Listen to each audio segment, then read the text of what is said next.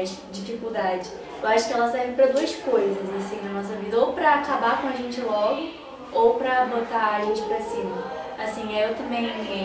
É engraçado que eu me identifiquei muito com uma coisa que você disse, porque desde pequena, enfim, eu tive meus pais separados, passei por algumas coisas, então eu sempre aprendi a ter responsabilidade, e as minhas dificuldades servem para me botar para cima, entendeu? E eu acredito em Deus, então eu tenho muito isso comigo também. Então sempre quando eu passo por alguma coisa eu falo, caraca, eu vou superar isso, entendeu? Isso só serve pra me botar pra cima, porque eu sei que um dia eu vou chegar e vou falar tudo que passou valeu a pena pra eu aprender. Né? Eu conheço assim, 90% das pessoas que eu conheço que tem tudo fácil na vida, não valora nada.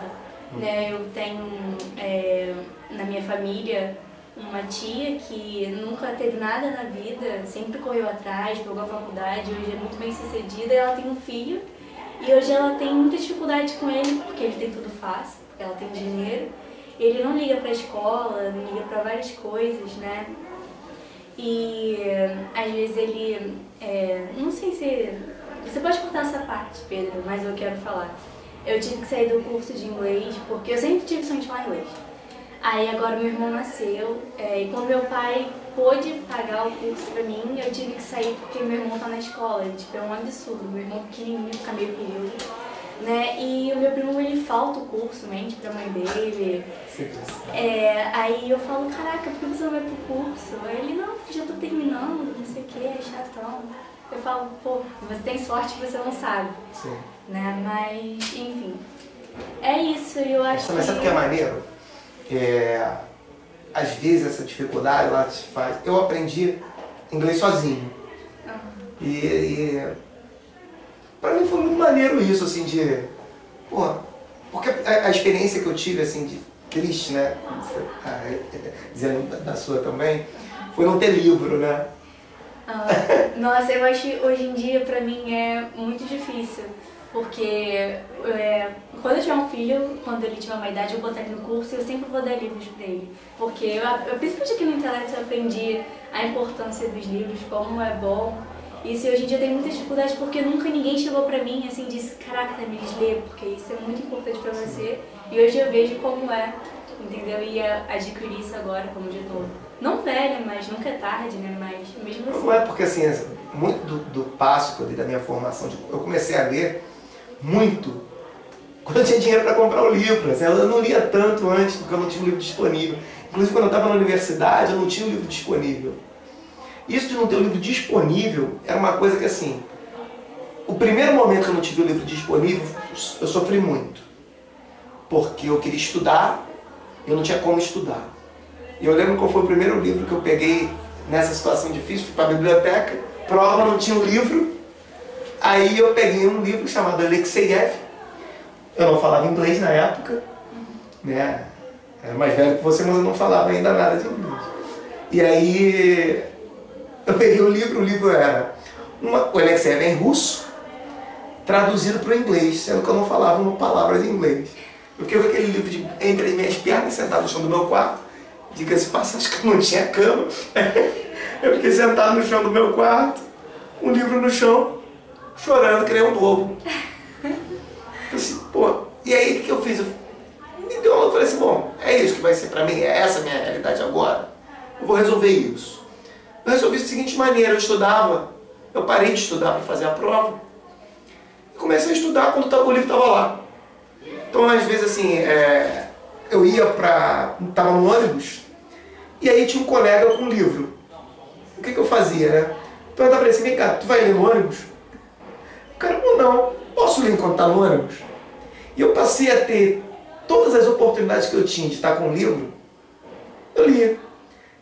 Independentemente se era... Então o que acontecia às vezes? O livro estava na biblioteca, era aquele que estava ali, eu li. Então às vezes quando chegava a prova da universidade, eu já tinha lido o suficiente para fazer a prova do período inteiro. Isso me fez ser um aluno muito melhor ainda, porque eu não estudava mais para fazer a prova. Eu estudava porque eu tinha um livro. Então eu aprendia, eu anotava, estudava por livros diferentes, li o tempo inteiro que eu estava com aqueles livros, porque as pessoas não me emprestavam lá perto da prova. A pessoa que me emprestava o livro passou a prova, a pessoa me emprestava o livro. Me diz quem que estuda o livro no dia seguinte da prova. Eu. Eu estudava assim, estudava o quê? Vou ler o quê? Começar do capítulo 1 e vou até o final. E lia assim, estudava assim, né? E comecei a pegar, aí, às vezes ia para a biblioteca só tinha um livro em espanhol. Eu pensei assim, pô, oportunidade para aprender espanhol. Pegava um dicionário que nem um retardado, estudando para um dicionário. Não parecia, mas isso foi começando a me dar Isso abriu uma porta na minha vida. Eu era um pouco mais velho que vocês. Abriu uma porta na minha vida de que assim, cara, eu posso aprender qualquer coisa. É só ter um livro. E aí isso foi uma porta que se abriu, né? Hoje tem um livro, e hoje tem um livro que está online, né? Isso não tinha, né? O primeiro computador, que vergonha de falar isso, o primeiro computador, microcomputador que eu tive, fui eu mesmo que comprei, eu já estava no meu terceiro endereço. Eu já tinha filho no meu primeiro computador. É porque as outras prioridades apareciam e eu não comprava o computador porque eu tinha outras coisas para comprar na minha casa, né? É assim, quando eu comecei minha vida, né? E aí, então, o primeiro computador que eu tive fui eu mesmo que comprei. O primeiro computador que eu teclei na minha vida foi um computador comprado por mim. Como foi meu primeiro carro, foi eu mesmo que comprei. E aí, isso te ensina também, né? Você está falando o valor do esforço, né? Né? Assim, como assim, as coisas que tem e construir, né? Isso teve uma extensão na minha vida que não foi só a conquista financeira, foi construir. Quando eu olho lá pra minha parede e falo assim, poxa, eu devo sentar esse tijolo. Fui lá, eu pintei essa parede aqui. Né? Quando eu olho a minha parede verde, cheia de plantas, eu falo assim, eu que plantei, sozinho.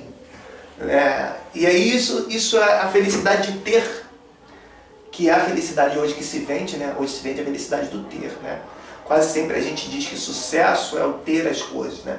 Agora eu sou bem sucedido porque eu tenho isso, porque eu tenho aquilo, porque eu tenho aquilo outro. E aí existe um outro sucesso intrínseco aí, que o meu sucesso é assim, pô, tá vendo isso aqui? Fui eu que fiz. Né? Assim, tá vendo esse teto? Fui eu que fiz.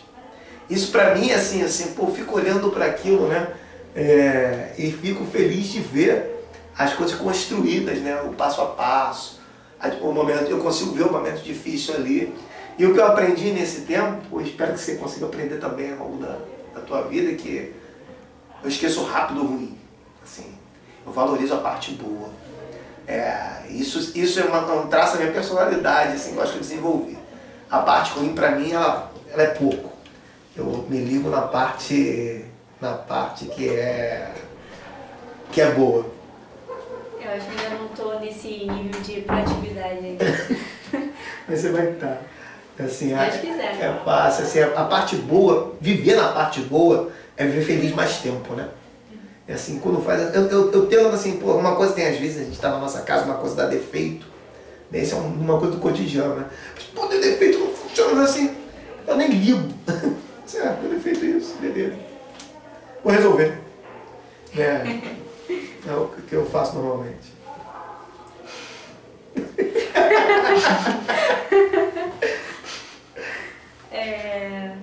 Vocês não estão vendo aqui, né? Porque assim, eu sempre que acontece atrás da câmera não vejo, fica papo de maluco, né?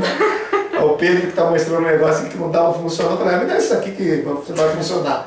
Aí eu peguei lá, na verdade é o refletor, né, que ele tem para melhorar a luminosidade das entrevistas dele, né, que não parou de funcionar. Então eu falei assim, dá isso aqui que não existe coisa que não tem a solução, né? E aí o refletor começou a misteriosamente funcionar. Ai, minha vista. Tá, então agora a última pergunta é: quais são os seus planos para o futuro? Você pretende continuar sendo professor? Você quer isso para o resto da sua vida? Uma pergunta meio difícil, né? Apesar de vocês acharem que eu tenho 1000 anos, né? Eu tenho 40 anos, mas para mim é engraçado traçar plano para o futuro, porque eu vivo meio um passo depois do outro, sabe? Assim, eu não vivo o meu futuro de longo prazo assim, sabe? Eu não tracei um plano do que eu vou fazer daqui a 20 anos. Se eu pretendo dar aula, eu não me vejo fazendo outra coisa que não seja isso, né? Faço outras coisas, né? Eu tenho uma parte administrativa grande da escola, né? De planejamento, que eu faço, mas assim, eu me vejo em sala de aula, né? Quando eu falo assim, até quando você quer dar aula, sei lá, acho que eu quero morrer dando aula. Né? Assim, de preferência em sala de aula. Assim, enquanto as pessoas me aturarem, né? Talvez eu não seja a pessoa mais fácil, né? Talvez eu seja um pouco rigoroso às vezes como professor, mas assim, eu me vejo o meu futuro. Eu penso em coisas básicas, assim. O que eu tenho de diferente às vezes das pessoas do meu relacionamento é que eu não fico esperando o futuro para fazer as coisas. As pessoas estão assim, quando me aposentar eu vou fazer uma horta. E eu já tenho um raciocínio assim, vou fazer uma horta hoje. Quando eu me aposentar, eu vou ter uma rede para eu poder deitar na rede. E eu já fico assim, eu vou pendurar uma rede hoje. Então, como eu faço, eu tenho isso do carpe diem, né? Se eu quero viver as coisas maneiras agora, né? Eu não quero juntar dinheiro para fazer uma coisa incrível, né? Eu quero aproveitar agora, porque assim, por que eu não sei esses planos de futuro? Meu pai morreu com 49 anos, eu tenho 40, eu fico pensando, pô, meu pai planejou uma festa de 50 anos, desde que ele tinha 40, eu me pergunto por que não fez a festa com 40 e aproveitou essa festa, né? Ele morreu antes da festa que ele tinha planejado, e eu fico assim, pô, vou planejar, porque a gente precisa planejar, porque nós somos responsáveis por outras pessoas. Então eu preciso ter minha família segura para sempre, caso eu venha a faltar. Então eu planejo meu futuro no sentido de dar todo amparo para minha família. Mas eu não penso o que eu vou fazer daqui a 20 anos, não. Eu penso o que eu vou fazer hoje, o que eu vou fazer amanhã. E hoje o que me faz feliz é ser professor, é dividir meu conhecimento. Acho que se um dia eu não for professor, eu vou acabar sendo professor de alguma maneira. Né? Assim, de outra maneira. Porque, sei lá, a gente meio que não... O destino é engraçado, ele tem nomes diferentes, né? Uns chamam de karma, outros de destino. Outros acham que esse destino não existe, né? Que a gente escreve. Mas eu acho que, assim, nós estamos programados na nossa vida para fazer a diferença em alguns aspectos e outros não. Eu acho que eu tenho uma programação que é de dividir meu conhecimento. Se eu não fosse professor de química, eu seria de outra coisa. Assim. Eu tenho essa sensação, né, de... Assim, se eu fosse fazer outra coisa, provavelmente eu ia ser professor de outra coisa. É o que eu ia fazer. Ainda que eu tenha outros cargos paralelos. Né, assim, já tenho esses cargos paralelos há muito tempo. Né? Muitos anos de coordenação, muitos anos de coordenação de disciplina. Mas no final das contas, assim, o lugar que eu me imagino é quando você fala... Quando você assina, quando você vai preencher algum documento, né? Que você bota qual é a sua profissão. Assim, acho que eu tenho orgulho de escrever ali que eu sou professor. Né? Assim, gosto de escrever ali que qual é a sua profissão, que eu sou professor. Né? Ainda que a gente viva no Brasil e que isso seja quase um xingamento. Né? Mas é isso. Enfim, eu quero agradecer você, Wendy, por você... passar essa mensagem que você passa pra gente. Eu tenho certeza que eu aprendi a ser uma pessoa melhor. Tudo que você fala, até no recesso que a gente voltou depois, você falando sobre a Copa, e tipo, eu parei, caraca, realmente, a gente tá feliz por estar em casa, sabe? Todas as coisas que você falou, acho que todos nós, de alguma maneira, fomos agradecidos, só que não te pedimos obrigado. Eu acho que em alguns momentos da nossa vida a gente precisa de pessoas assim que ajudam a gente. E você o Léo também, a aula de 7 hábitos. O Interact foi uma coisa muito boa, assim, pra mim, devia nem estar falando, né, mas foi uma coisa muito boa, conheci pessoas novas, pessoas que pivotam pra cima. Eu espero que você continue sendo professor, eu admiro muito você, acho que todo mundo admira você. Então é isso, gente. Obrigada, tá, Wendel? Obrigada. Obrigado, pessoal. Obrigado. Agora eu tenho que agradecer também. Me deixar agradecer. Eu preciso agradecer porque existe uma coisa, né? A busca da fonte da juventude, né? E assim, a fonte da minha juventude é aqui, né? Tá com eles, né? Assim, obrigado, assim, é mais do que obrigado por estar aqui, né? Tá aqui é uma consequência de um obrigado maior que, assim, deles me considerarem, né? E mais, eles me darem a oportunidade de ser humano, né? De não ser máquina, né? De produzir, né? A gente está sempre procurando produzir, assim. Meus alunos, eu sempre sei onde eu posso, onde é o ombro que eu posso deitar minha cabeça, né? Assim, sempre foram meus alunos, né? Sempre foram meus alunos, sempre foram eles. E assim, o engraçado é que eu preciso entender meus alunos como dentro de um barco, né? Isso para mim eu ainda não consegui eles completamente, né? Eu sou um capitão que leva os alunos numa viagem, depois eles desembarcam e vão viver sozinhos, né? E eu preciso aproveitar essa viagem, né? Assim, os alunos ao longo do tempo mudam de nome, mas eles sempre são o que eu preciso, né? Eles acham que eu dou muito para eles, mas assim, na verdade a gente troca, né? Eu dou tanto quanto eu recebo, né? Eu dou tanto quanto, assim, eu ouço tanto quanto eu digo. Então, para mim, é a lição de encarar as coisas dos olhos, ver as coisas do olho do jovem, né? Com aquela esponja de conhecimento, aquela esponja de informação, para mim é muito bom.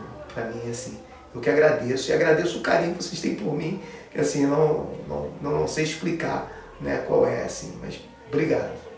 Então é isso, gente, até o próximo De Tarde.